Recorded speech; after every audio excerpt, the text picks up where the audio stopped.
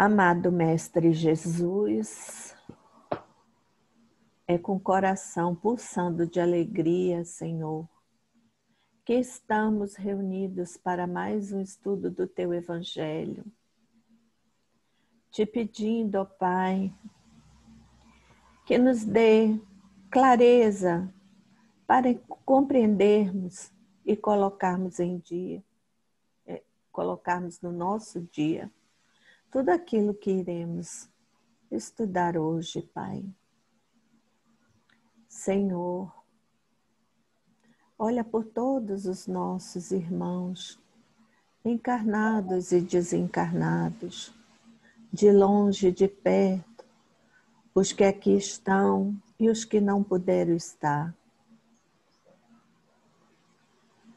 Pai, olha também, Senhor, pelos nossos animaizinhos do Pantanal, que estão em agonia, ó Pai, com uma queimada irresponsável do próprio ser humano. Que a chuva abençoada venha até nós, Pai, para ajudar no combate ao fogo. Ó Senhor, ilumina as mentes de todos os dirigentes, sejam das nações, sejam dos órgãos, que todos conduzam para o bem maior aqueles que lhe foram confiados. Fica conosco, Pai, hoje, amanhã e sempre. Que assim seja.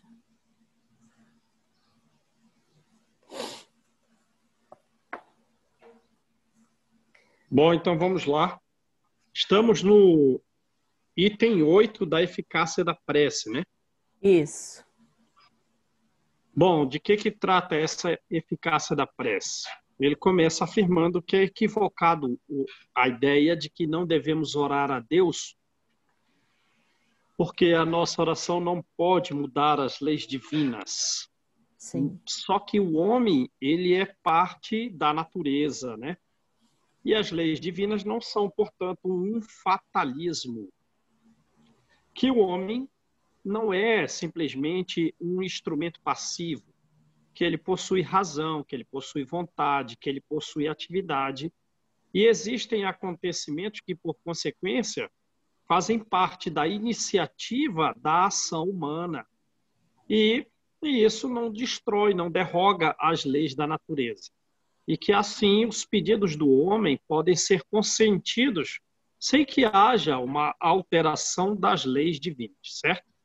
Certo. Mas também Deus não vai nos fornecer o que não é útil para nós. E isso não é conforme o nosso critério do que seja utilidade, mas conforme o critério divino. Isso. Assim é que muitas vezes o sofrimento que nós não queremos e não achamos que seja útil, na concepção divina é algo muito útil e o homem e Deus vai deixar o homem sofrer caso justamente o sofrimento redunde em benefício dele, como um médico dá um remédio amargo ou faz uma cirurgia pela qual ele passa por dores, por dificuldades. Allan Kardec faz uma analogia comparando essas consequências da ação médica para a ação divina com relação ao sofrimento. Certo? Certo. Então é isso. Isso aí é o que foi dito a respeito da eficácia da prece. Até o item 7.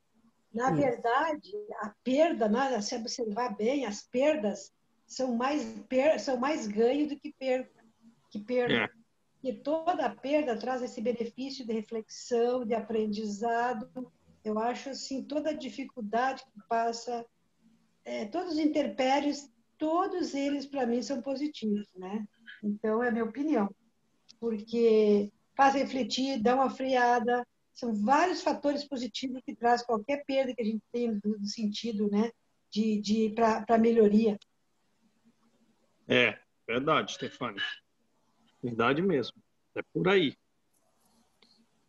Depois do processo de dor, o espírito nosso está melhor, né? Nossa alma está melhor, né? A alma está melhor. Então tá, vamos lá. Então, isso foi, digamos assim, a ideia dos primeiros itens relativos à eficácia da prece, né? E ele continua aqui, então, no item 8. Tomemos um exemplo. Um homem está perdido no deserto. Então pensa, né? Ele está vendo a situação, o sofrimento da coisa do que está perdido no deserto, com sol escaldante, né?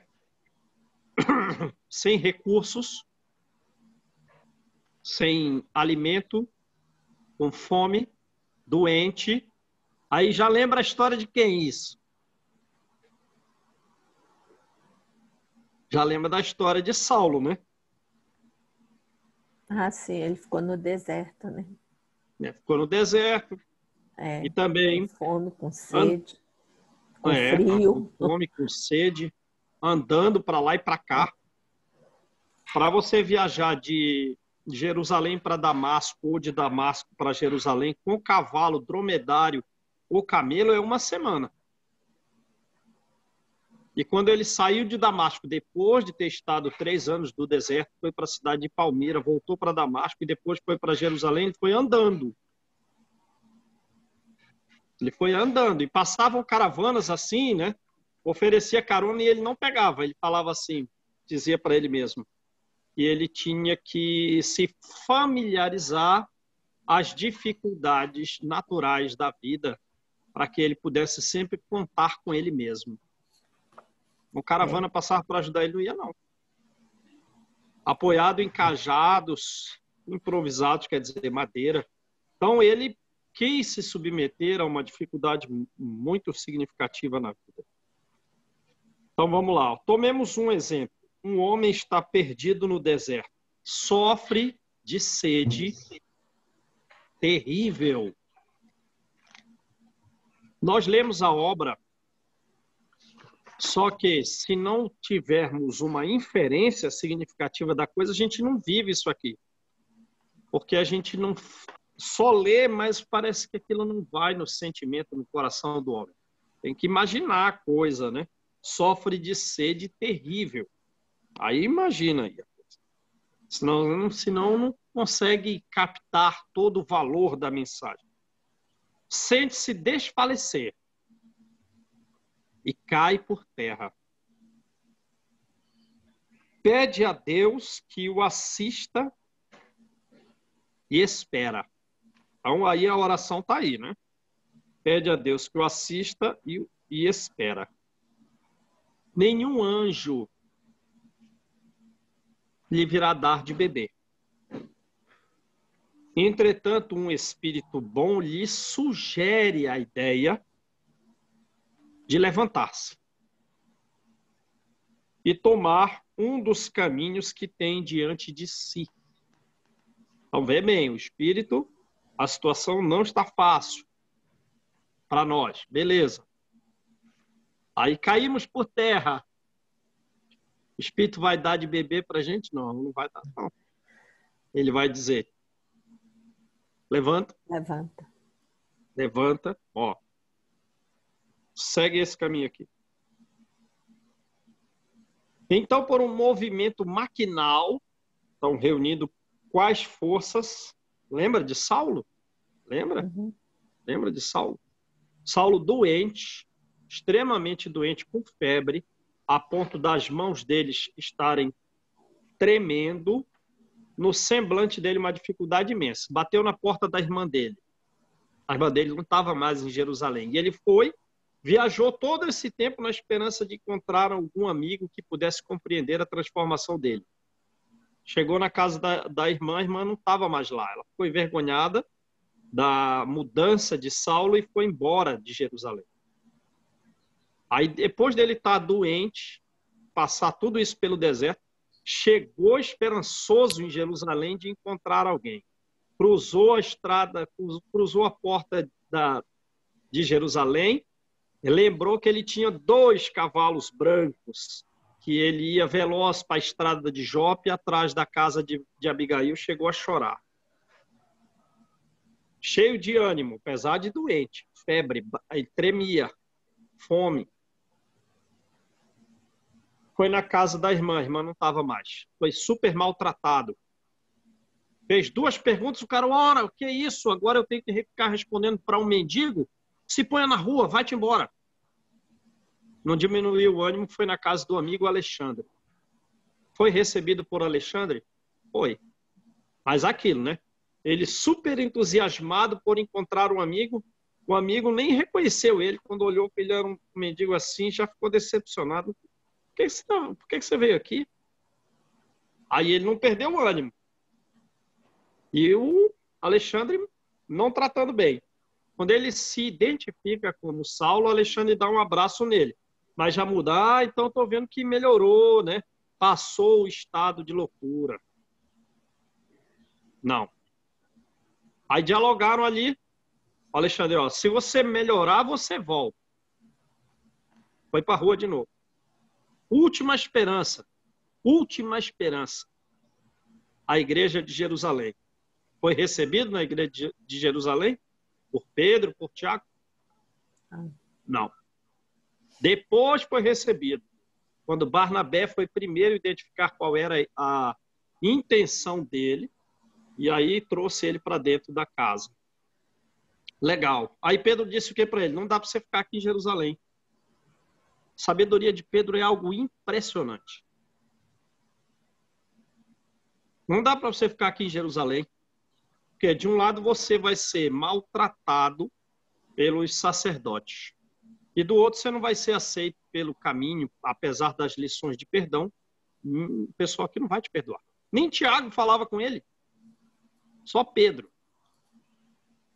Falou, então eu vou para Tarso. Se eu preciso recomeçar, vou para de onde eu provim, de onde eu me originei. Chegou na casa do pai. Fora. Fora. E aí?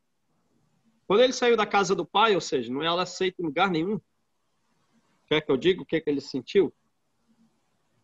Ele teve medo de si mesmo. Pensa você na rua, ninguém te quer. Ele teve medo de si. Ele perdeu o interesse pela vida. Sabe o que é isso? Perdeu o interesse pela vida. Onde ele foi morar? Ele andou uns 20, 30 quilômetros para chegar no Monte Tauro e foi dormir numa caverna, daquelas do período paleolítico. Ninguém no mundo queria Saulo. Mas nessa noite ele recebe uma bênção no céu, elevado ao plano espiritual, em lugar muito alto. Então é mais ou menos isso aqui. A gente leva uma vida super boa aqui. Não tem ideia das dificuldades sofridas, né? Então vamos lá, ó. Então, por um movimento maquinal, reunindo todas as forças que lhe restam, ele se ergue. Caminha e descobre ao longo um regato. Vamos fazendo analogia. Caiu por algum erro moral. Se levanta por um movimento maquinal, reúne todas as forças, se levanta. Está falando, né? Está falando de erros morais aqui. Não está falando de coisas físicas, é analogia. E descobre ao longe um regato, um estado melhor de virtude. Ao divisá-lo, ganha coragem. Se tem fé, exclama: obrigado, meu Deus, pela ideia que me inspiraste, pela força que me deste. Se tem fé. Se não tem fé, dirá o quê? Ah, que boa ideia eu tive. Eu. Mas que sorte! Que sorte a minha de tomar o caminho da direita em vez de tomar o caminho da esquerda. Mas eu sou muito sortudo. o acaso. Está vendo a referência do homem sem fé? O que é a sorte? O que é o acaso? O acaso, às vezes, nos serve admiravelmente, mas que coisa! O acaso é uma coisa admirável. Se soubesse que o acaso é inteligente mais do que ele, né? Quanto me felicito pela minha coragem e por não ter me deixado abater. Né? Orgulho de si mesmo. Mas dirão, por que o Espírito bom não disse claramente? A gente tem que dar de cara com os nossos desvios para que a gente tenha um sentimento profundo de perdão dos outros e que a gente possa aceitar as dificuldades alheias. Mas dirão, por que o Espírito bom não lhe disse claramente? Segue este caminho, no fim do qual encontrarás aquilo de que necessita. Por que o Espírito bom não disse isso? Por que não lhe foi mostrado o caminho para guiá-lo e sustentá-lo no seu desfalecimento? Dessa maneira, o Espírito bom teria convencido da intervenção da providência. Em primeiro lugar, para lhe ensinar que cada um deve ajudar a si mesmo e fazer uso das próprias forças. Certo? Os Espíritos não vão se mostrar assim com muita claridade, dizendo exatamente o que deve ser feito, certo? Dão alguns indícios assim, mas nunca com muita clareza. Os bons espíritos não fazem isso. Depois, pela incerteza, Deus põe à prova a confiança que o homem deposita nele e a submissão deste do homem à sua vontade. Aquele homem estava na situação de uma criança que cai e que, percebendo alguém, se põe a gritar e fica à espera de que venham levantá-la. Se não vê ninguém, faz esforços e se ergue sozinha. Né? Então, os espíritos superiores não nos querem como crianças, como bebês, pedindo sempre socorro, pedindo sempre auxílio. Ele quer que nós nos esforcemos e nos tornemos úteis ao serviço divino. Se o anjo que acompanhou Tobias está lá em Deuteronômio, né? São 14 capítulos, trata de duas famílias que saíram da Mesopotâmia e da Pérsia, e o pai envia o filho à casa de um amigo à busca de recursos. E a ideia geral do livro é mostrar que a verdadeira felicidade, que um estado melhor do homem interiormente, é fruto de uma fidelidade a Deus em todas as circunstâncias. Ele deve honrar pai e mãe, deve praticar a caridade, deve ser justo, não pode cometer os adultérios. Essa é a ideia de Tobias. É escrito na época no século II, né? Então é mais ou menos da época de Alexandre. Então tem uma finalidade também de levar a cultura judaica, porque Alexandre estava espalhando a cultura grega. Então vamos lá. Ação da prece, transmissão do pensamento. A prece é uma invocação. Por intermédio dela, da prece, o homem entra em comunicação pelo pensamento com o ser a quem se dirige. Pode ter por objeto a prece um pedido, um agradecimento, uma glorificação, quer dizer, uma veneração, um enaltecimento. Podemos orar por nós, podemos orar por outros, podemos orar pelos vivos, podemos orar pelos mortos. pelos mortos, né? Pelos que não têm corpos, os que às vezes são mais vivos que nós, porque estar vivo depende do grau de conhecimento e de virtudes que se possua. Isso é vida. Por isso Jesus disse, eu sou a vida. Eu sou a verdade. Eu determino qual é o futuro de vocês. E ele tem uma energia de vida pelo conhecimento e pelas virtudes que possui, que nós não possuímos, e nós é que, por consequência, somos mortos, apesar de termos um corpo. As preces feitas a Deus são ouvidas pelos espíritos encarregados da execução de suas vontades. As que se dirigem aos espíritos bons são reportadas a Deus, são atribuídas, são referenciadas a Deus. Quando alguém ora a outros que não a Deus, está recorrendo a intermediários, está recorrendo a intercessores, visto que nada se faz sem a vontade de Deus. Olha isso. Nada se faz sem a vontade de Deus. A Joana de Ângeles diz que o melhor momento de orar é antes de agir. Porque a oração, ela vai direcionar as ações. Ela vai dar equilíbrio, ela vai dar eficácia, ela vai mostrar qual é a meta correta, qual é a forma segura de se fazer. Ela vai mostrar qual é a forma acertada de se trabalhar. Porque se não orar, o trabalho pode sair desencontrado. E apesar das consequências imediatas serem boas, as consequências posteriores podem ser funestas.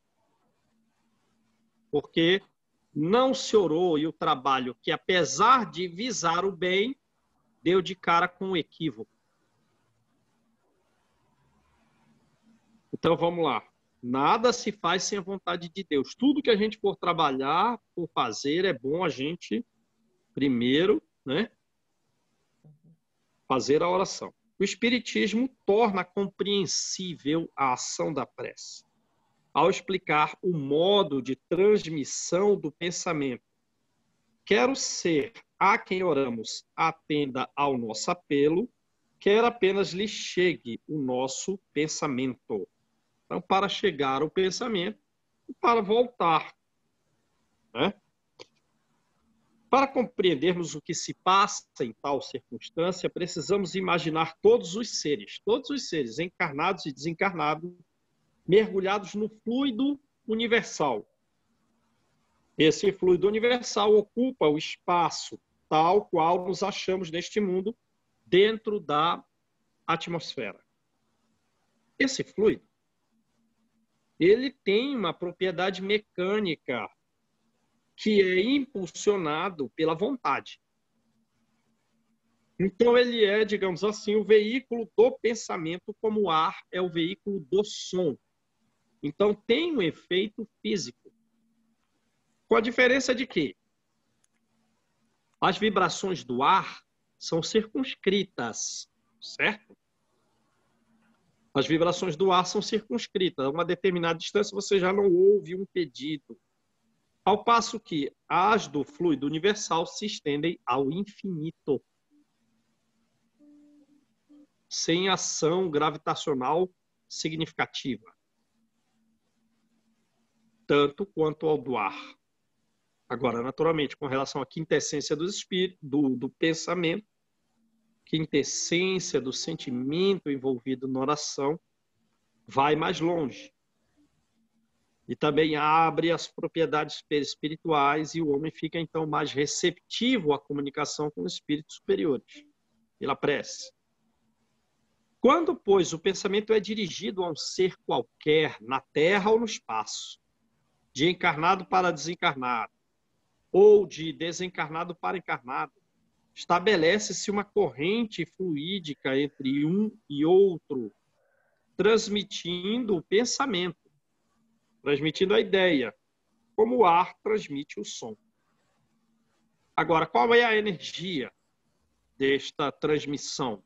A energia dessa transmissão, dessa corrente, guarda a proporção com a energia do pensamento e com a energia da vontade. É assim que os espíritos ouvem a prece que lhes é dirigida, qualquer que seja o local, o lugar em que se encontrem. Vê que coisa? Porque no livro Nos Domínios da Mediunidade vai dizer que o pensamento tem velocidade superior à da luz. Está vendo isso? E que não devemos ficar no pensamento estacionado. Sabe a onda estacionária que se estuda na física do ensino médio? Não podemos ficar estacionados na onda do pensamento do equívoco, porque isso vai agravando as propriedades do perispírito. Não, vamos orar, levar o pensamento a Deus. Se cairmos, tem um regato mais à frente, porque, como disse a Estefânia, o ensino, através dos erros, que tem por consequência os sofrimentos, são muito educativos. E então, o remédio, o lago está bem à frente. A consolação está próximo da prova. Né? E os espíritos nos ouvem onde quer que se encontre. Então, alguém está lá em Júpiter, está mais longe, está não sei aonde. Essa distância não é nada para o pensamento. É assim que os espíritos se comunicam entre si, que nos transmitem suas aspirações, que se estabelecem relações. Então, aí não é só uma carta e uma carta-resposta. Se estabelecem relações à distância, né? Entre encarnados e desencarnados, espíritos que se interessaram por nós devido ao esforço pelo qual nós nos dedicamos ao bem. Até onde o João pode chegar? Põe o psicoscópio nele aí, ó. Eles também não vão fazer trabalho útil. Não vão dirigir a nós o serviço que é feito ao Divaldo. Porque o Divaldo tem condição de produzir muito mais.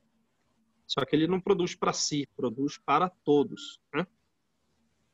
Portanto, eles medem até onde pode chegar cada um de nós, vamos auxiliá-lo. Mas está se esforçando com frequência, aí o auxílio é bem calculado. Pela prece, o homem atrai o concurso dos espíritos bons, que vêm sustentá-lo em suas boas resoluções. Então, a gente precisa de um sustento nas nossas boas resoluções. Porque, às vezes, o sentimento é oposto a uma resolução significativa, a uma resolução útil para nós próprios. Nós, algumas vezes, sem muita racionalidade diante das dificuldades, estamos opostos à nossa própria meta. Mas os espíritos vêm nos sustentar e inspirar-lhe bons pensamentos. Ele adquire, desse modo, a força moral. Então, não tínhamos. Não tínhamos. Ele vem nos dar a força moral necessária para vencer as dificuldades. E voltar ao caminho reto. Então, se a gente tem que voltar para o que é certo, é que a gente estava no caminho errado. Se deste se afastou. Tudo isso a prece, força moral, retorno ao caminho reto, sustentação nas boas finalidades, inspiração. Por esse meio pode também desviar de si os males que atrairia pelas suas próprias faltas. Então, eu estou atraindo o mal, porque muitas vezes me comprazo no equívoco, mas pela prece eu vou meio que desviando do que eu próprio, sem raciocínio, sem muita clareza, e com interesses indevidos busco seguir. Mas a prece me desvia dos maus desejos próprios e, naturalmente, que fazem sintonia com outros desejos indevidos. Um homem, por exemplo, vê sua saúde arruinada pelos excessos que cometeu e arrasta até o fim de seus dias uma vida de sofrimento. Sofrimento consequência dos excessos. Tem o direito de queixar-se se não obtiver a cura que deseja? Não, não tem. Até porque a doença, o sofrimento vem como consequência dos excessos. E a doença e o sofrimento têm por finalidade retirar da alma os desejos equivocados. Então, vai ter a cura? Não. Não vai. Porque é a própria doença que vai tirar a raiz do problema. E também não pode se queixar. Por quê? Porque não poderia ter encontrado na prece, porque poderia ter encontrado na prece o quê? A força para resistir às tentações. Se dividirmos em duas partes os males da vida, vamos dividir os nossos sofrimentos em duas partes. Primeira parte constituída dos males que nós não podemos evitar. Existem. Você não pode evitar. E quando está nele, não tem meio de você solucionar. Não tem. Seja seu, seja dos seus familiares. Qual a solução? Não há. Não há. Vamos dividir. Então, males que não podem ser evitados. E outra parte dos sofrimentos nossos, outros males. Outra das tribulações que ele mesmo é a causa principal. Pela sua incúria, pelos seus excessos. Capítulo 5, item 4. Ver-se-á que a segunda parte aquela em que nós próprios fomos a causa dos nossos sofrimentos, das nossas tribulações. E não aqueles que não podem ser evitados, mas aqueles que surgiram pelo nosso proceder. Verá que essa segunda parte excede em grande número a primeira parte. Olha que coisa. Torna-se, pois, bastante evidente que o homem é o autor da maior parte das suas aflições, das quais se pouparia se agisse sempre com prudência e se agisse sempre com sabedoria. Beleza? Beleza. O que trata o capítulo 5? E ainda o capítulo 5, item 4. Sem olhar.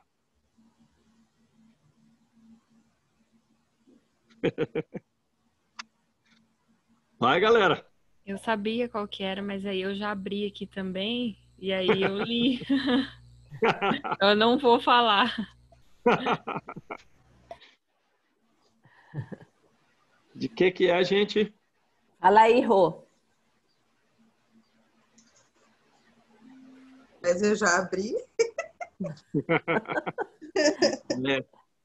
Todo mundo Vamos foi ler lá. então. Vamos ler lá. No meu aqui, a página 74.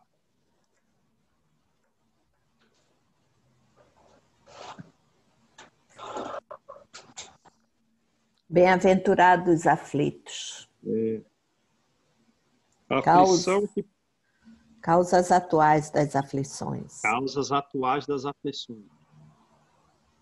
Então, existem causas em vida passada. São males que não podem ser evitados. E, às vezes, não tem solução. Mas existem outros que surgem do nosso proceder de hoje. E esse aí é a grande maioria dos nossos sofrimentos. Então, vamos lá. Ó. Causas atuais das aflições. Não está em vida passada. Sempre o espírita raciocina com...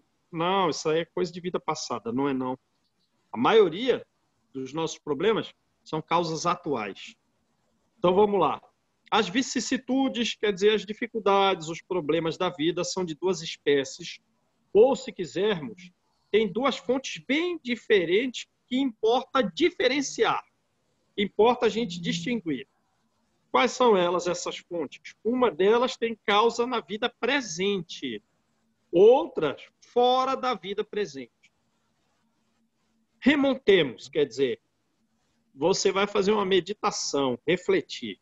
Remontemos a origem dos males terrestres, dos males nossos, na Terra. Reconhecer-se-á que muitos são consequências naturais, foi consequência imediata do quê? Do nosso caráter, da nossa conduta, daqueles que, do caráter e da conduta daqueles que estão suportando os próprios males. Aí ele faz uma afirmação: quantos homens caem por sua própria culpa? Quantos são vítimas da sua imprevidência? Então, foi imprevidente, problema. Quantos são vítimas do seu orgulho? Foi orgulhoso? Problema. Quantos são vítimas da sua ambição? Foi ambicioso? Consequência, problema. Quantos se arruinam por uma falta de ordem? Está muito desordenado. Está fazendo a coisa desorganizada. Está indo de qualquer jeito. Não, tem que ter uma ordem, uma disciplina. Quantos se arruinam por falta de perseverança? Eu vou fazer, ficou sempre no projeto, engavetou, fez por 1 ano, por 2, por 3, por 5 anos abandonou a tarefa. O que vem depois da falta de perseverança? A ruína. Quantos se arruinam pelo mal proceder, por não terem sabido limitar seus desejos? Põe um limite nesse desejo, isso vai levar a consequências gravíssimas. Põe um limite nisso. Não. Vai levar uma ruína grave, não só sua, de muitas pessoas. Põe um limite nisso. Não, nem pensa. Quando acontece, foi falta de clareza. Quantas uniões infelizes por resultarem de um cálculo de interesse, por resultarem de uma vaidade, quer dizer, vou me unir àquela pessoa ali por quê? Por interesse? Mesmo que eu esconda de mim mesmo que seja esse o motivo. Ou pela vaidade, né? É mais para mostrar a outros aquela união que tivemos socialmente agradável, aceitável, considerada padrão. Mas o coração não tomou parte alguma. Quais vão ser as consequências dessa união? Infelicidade. Quantas dissensões, quantas disputas funestas, disputas nocivas, disputas dolorosas, disputas desagradáveis se teriam evitado com mais moderação e menos melindre e menos suscetibilidade. Quantas doenças, quantas enfermidades decorrem da intemperança, quer dizer, a falta de moderação, né? A falta de sobriedade. Quantas doenças e enfermidades são consequências do excesso de todo tipo. Quantos pais são infelizes com seus filhos porque não lhes combateram as más tendências desde o princípio. Quer dizer, você é o pai, nasceu aqueles espíritos na sua família. Você, desde o princípio, tem que combater as más tendências. Não combateu, o que acontece? Infelicidade para os filhos, naturalmente, que caem em todos esses casos anteriores que lemos, e para os próprios pais, que, por fraqueza ou indiferença, deixaram que neles se desenvolvessem os germes do orgulho, do egoísmo, os germes da vaidade, que produzem a secura do coração. Depois, mais tarde, quando colhem o que semearam, admiram-se e se afligem com a falta de respeito dos filhos e com a ingratidão. Então, na família ou fora dela, o homem é a causa principal das suas aflições, né? Que todos os que são feridos no coração pelas dificuldades, pelas vicissitudes, pelos reveses e contrariedades e decepções da vida, interroguem friamente, sem ficar se escondendo a si mesmo, né? Se achando virtuoso, chamando o egoísmo de previdência e chamando o orgulho de autoestima. Não, se interroga friamente. Que remontem ao passado, passo a passo, a origem dos males que os afligem. E verifiquem se, na maior parte das vezes, não poderão dizer: se eu tivesse feito, se eu tivesse deixado de fazer tal coisa, eu não estaria nessa situação hoje. A quem, portanto, deve o homem responsabilizar por todas as aflições, senão a si mesmo? Até de causas passadas, né? Fomos nós mesmos que fizemos. O homem, pois, em grande número de casos, não em poucos, em grande número, é o causador dos seus próprios infortúnios. Mas, em vez de reconhecê-lo, acha mais simples, menos humilhante para a sua vaidade, acusar a sorte. Não. Isso foi a providência aí, que diz que é providente, mas não é. Isso foi uma chance desfavorável. Isso foi o meu espírito guardião que não tem me auxiliado. Isso foi a má estrela. Quando a sua má estrela é a sua própria incúria, a sua falta de cuidado, a sua inércia, a sua negligência, né? Os males dessa natureza fornecem seguramente, olha o advérbio, de forma segura, um notável contingente na vicissitude da vida, quer dizer, uma cota, um quinhão máximo aí de problema vem dos males atuais, né? O homem as evitará, essas vicissitudes da vida, o homem as evitará quando? Quando trabalhar pelo seu aprimoramento moral, tanto quanto faz pelo seu melhoramento intelectual. Beleza, gente? Então, vamos lá.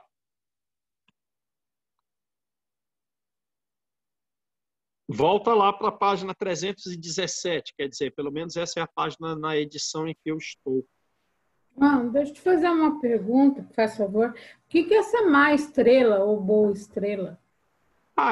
É a ideia de pessoas um tanto imperfeita, essa ideia, a respeito dos não, espíritos. Do guia espiritual nosso, não é? É, uma ideia tanto imperfeita. Do nosso guia espiritual, é uma má estrela, ou seja, o nosso guia espiritual não está intuindo direito.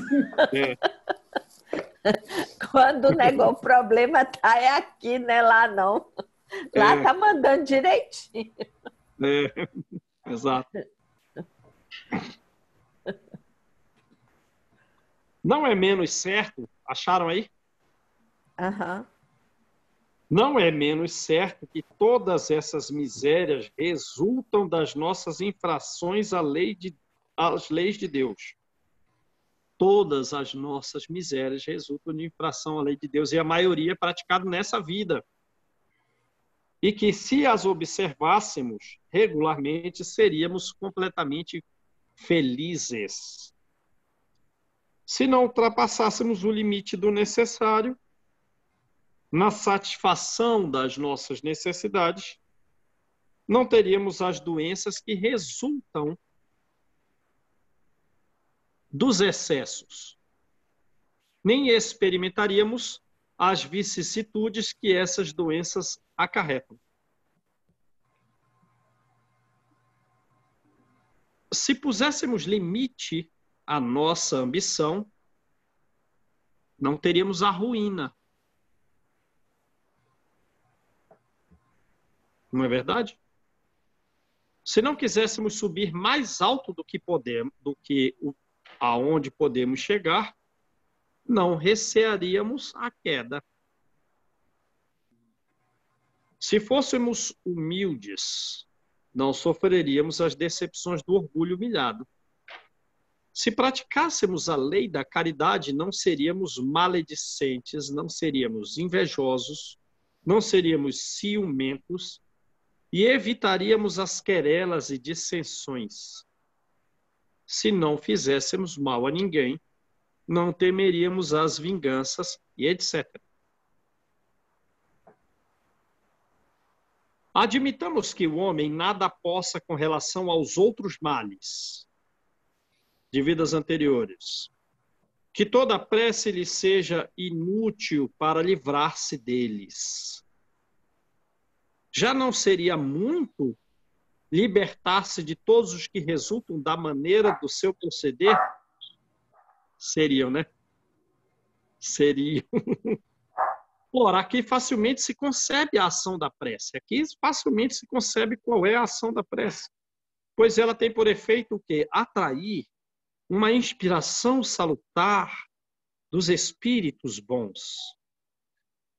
Pedir a eles força para que nós resistamos ao mau pensamento, cuja realização, a concretização do mau pensamento, a concretização pode ser funesta, pode ter consequência grave. Neste caso, não é o mal que eles afastam. O mal não vai ser afastado. Eles apenas desviam de nós o mau pensamento que pode causar dano. Então, desvio do pensamento indevido. A oração faz isso, que pode levar a consequências funestas.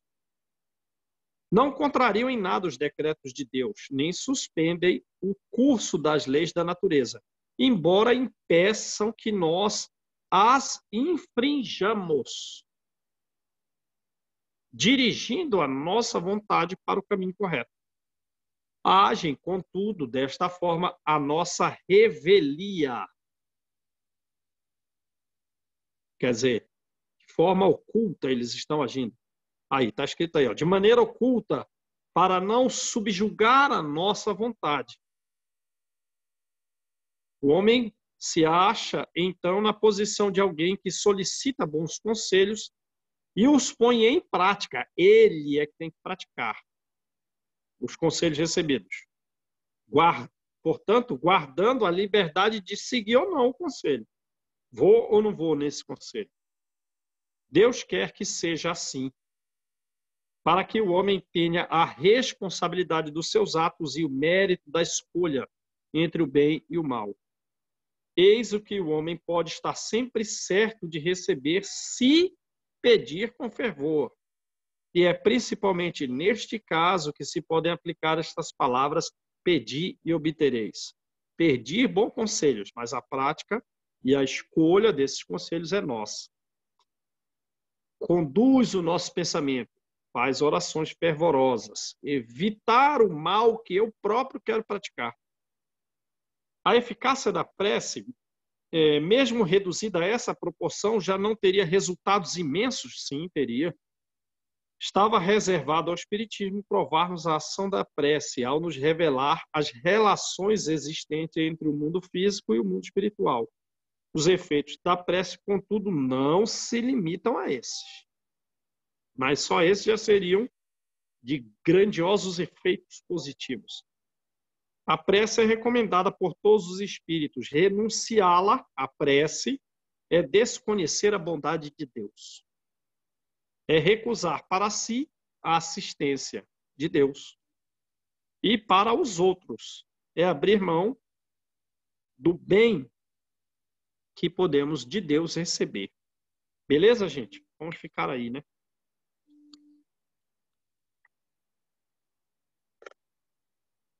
Muita responsabilidade para nós, né? As decisões, do fazer.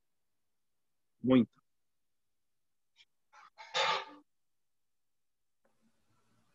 Para nós e para os outros, né?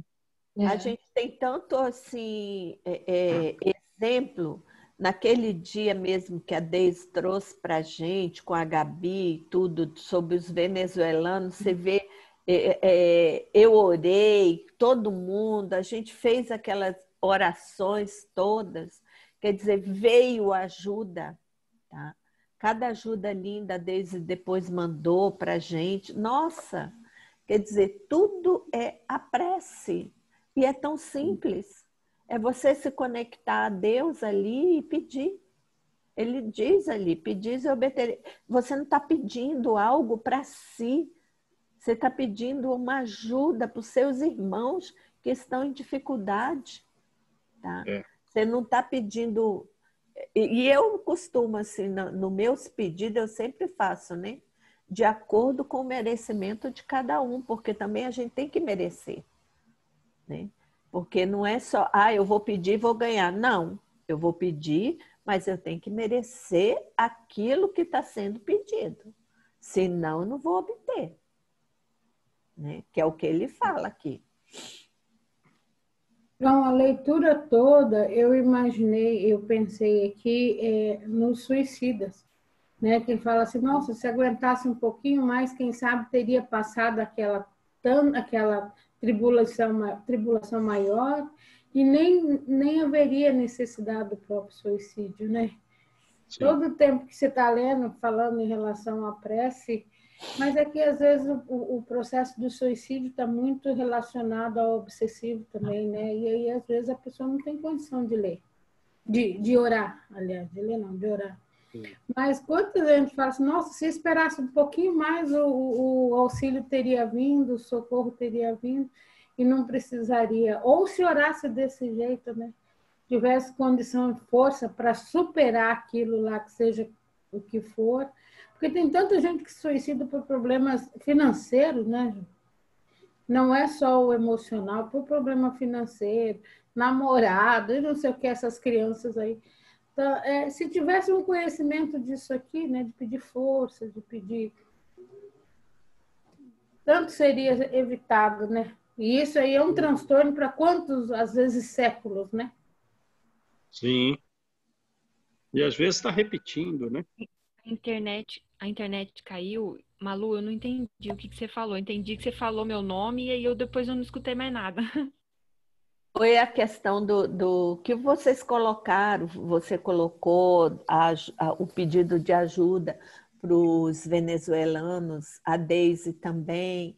Aí, quer dizer, a gente aqui fez as nossas orações pedindo, envolvemos outras pessoas e tudo. Quer dizer, foi um pool, né, de prece, né? A gente se uniu em oração por eles. Né? E Deus mandou ajuda. Eu vejo como foi tudo Deus tocando no coração de cada um para ajudar. Essa sim foi uma causa do pedir e obtereis, né? Exatamente. Tá aí a prova. É verdade. Tá? Nossa, é a chuva no Pantanal, gente. Eu tô muito feliz. Que bom. E com equilíbrio, a gente tem que continuar ajudando as pessoas, né? Porque, por enquanto, as necessidades dela são necessidades materiais, né? E Exato. A alimentação a gente necessita, porque a alimentação é um remendo para o corpo. E esse remendo a gente necessita de 3 vezes por dia, até que eles consigam aí algum por emprego. Si só, né? Algum emprego para caminhar por eles mesmos. Mas vejam que nessas questões de sofrimento, o auxílio, o mérito nosso está todo entrelaçado. Né? Porque a queda de um vai levar à queda daqueles que o amam, sejam esses que se interessam por eles, estejam no plano físico ou no plano espiritual. Né? Por isso que Jesus disse, quando atenderes a um desses mais pequeninos, é a mim mesmo que o atendeis. Porque ele realmente está vinculado àquela pessoa, está suplicando por ela, pedindo auxílio por ela. E os méritos entrelaçados aí, a gente tem que se erguer no fundo a todos nós. Um benefício dado a alguém é um benefício gerado a um coletivo grande. E esse coletivo se levanta para servir mais e mais. E aí a gente caminha para a regeneração. Exato. Né? Uhum. Isso mesmo. Auxiliamos os venezuelanos aí que estão agora aqui mais próximos a nós. Mas vamos seguindo até que eles consigam caminhar por eles mesmos. Exatamente, com as próprias pernas, né? Porque a gente sabe que a dificuldade ainda permanece, até mesmo porque você não tem um emprego, como é que você vai se manter? Né? Exato. Então, a gente tem que continuar ajudando, né? Tem. Vamos lá, gente? Quem faz a oração?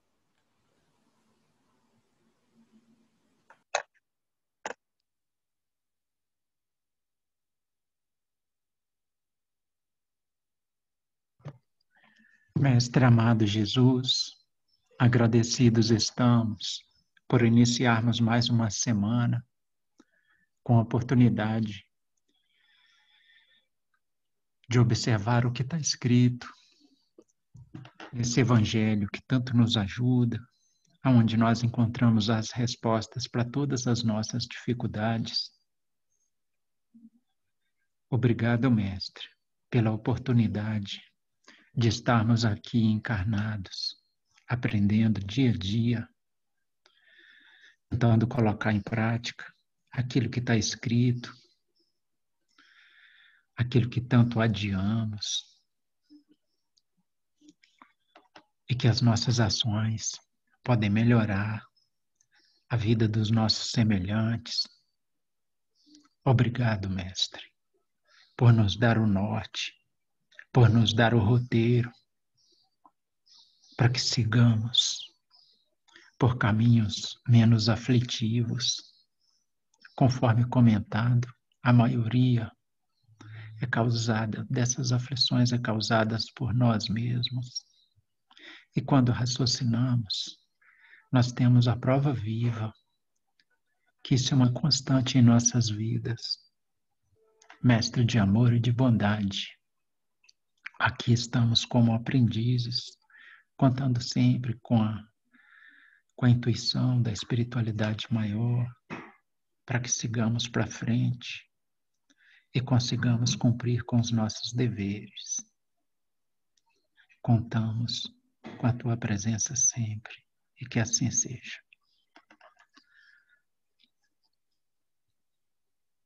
Tchau, gente. Fiquem com Deus. Muita luz, muita paz aí ao coração de todos. Boa semana para todos. Tchau, gente. Tchau, gente. Tchau. Boa semana. Boa semana para todo mundo. Amém.